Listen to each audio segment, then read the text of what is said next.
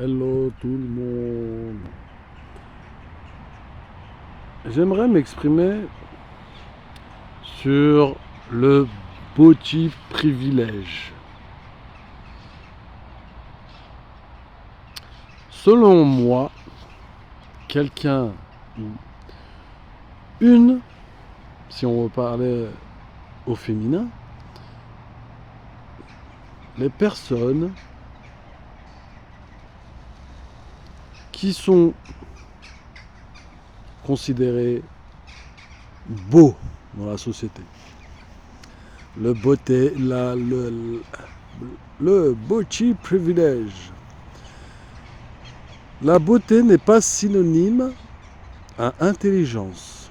Je répète, la beauté n'est pas synonyme à intelligence.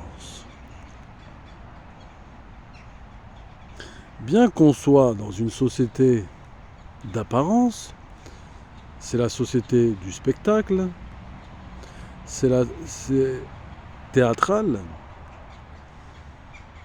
Vous savez,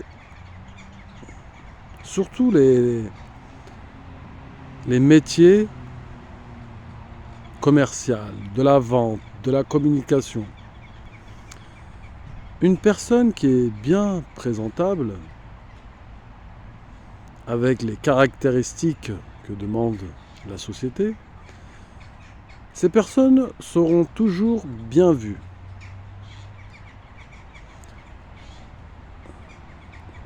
Autrement dit, le commun des mortels, quand voit ces personnes, ils sont considérés comme des personnes avenants, gentils, adorables, intelligents, etc., etc. En revanche, c'est totalement faux. Pourquoi ? Simplement, c'est dans le subconscient. Car quand on était gamin, quand on était jeune, quand on regardait les dessins animés, les séries, les films, qu'est-ce qu'on mettait en avant ? On mettait des personnages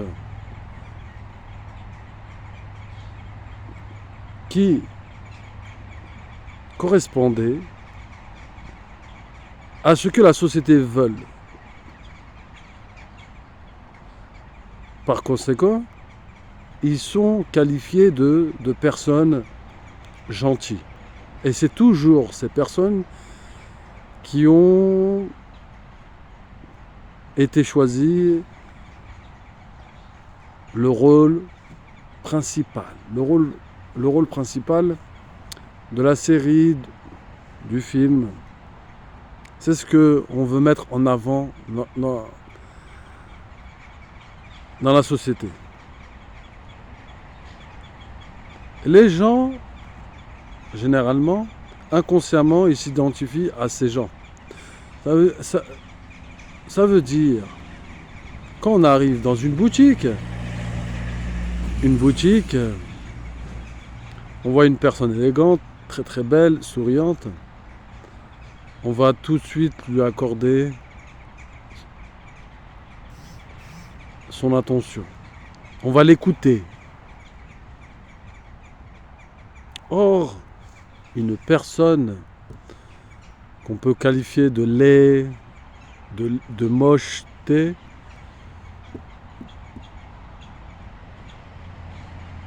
là, lui ou elle, ça sera totalement le contraire.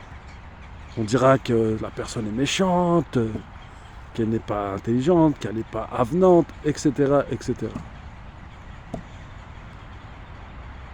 Mais ça a toujours été depuis la maternelle. De la maternelle, depuis le berceau, et adulte, on reproduit les mêmes schémas de notre enfance. Mais je crois qu'il faut mettre l'accent dessus. Là où je veux en venir, c'est qu'il faut être conscient de ça, de ce problème, pour pas tomber en dépression ou pour pas commettre des choses irréparables de cette société. Autrement dit, si on commence à dire que t'es méchant ou que t'es pas quelqu'un de souriant, etc., ou de fermé, parce que tu corresponds pas aux critères de beauté de la personne, il faut mettre l'accent dessus parce que ça peut te changer sans que tu sans que tu t'en aperçoives. Et là, à ce moment-là, ça peut dégénérer. Or, les personnes qui sont belles, on leur a considéré comme une personne belle depuis l'enfance,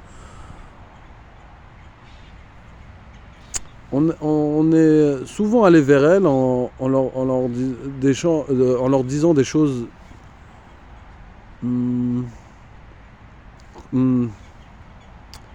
qui plaisent, dans le sens oui, tu es gentil, tu es belle, tu es beau, tu es avenant, etc. Et ces personnes ont grandi comme ça, et heureusement pour eux, ça leur laisse de belles traces, et logiquement ils grandissent avec une belle estime d'eux et une confiance en eux. C'est la chance que ces personnes ont eu à la naissance. Mais ça ne signifie pas que ces personnes sont intelligents ou intelligentes. Non. C'est... on est dans une société où c'est la dualité. Il y a le mal, il y a le bien. Et malheureusement, on attribue ces traits aux caractéristiques physiques. Je donne un exemple. Tu es sur l'autoroute en train de rouler, tu vois une fille assez agréable qui a des problèmes avec son véhicule, elle est en mini-jupe, généralement les gens ils vont s'arrêter. Mais si la personne elle est répugnante, elle n'est pas attirante, les gens ils vont passer, ils vont fuir. Mais ça ne signifie pas, ce n'est pas synonyme à l'intelligence, ça n'a rien à voir. C'est seulement des caractéristiques que les gens leur ont données depuis leur jeune âge, et ces personnes ont grandi avec ces attentions qu'on leur a données, et ils ont grandi avec une haute estime d'eux parce que ça leur donne de l'assurance, de la crédibilité. Et ils n'arrivent pas avec des séquelles dans le cerveau par rapport à ceux qu'on a qualifié de laid et de moche. Parce que qualifier quelqu'un de laid et de moche, c'est comme si on lui disait c'est toi le méchant de l'histoire. Or que c'est faux, c'est la société qui ont attribué ce trait de caractère. Mais il ne faut pas se laisser berner par ce qu'on t'a dit.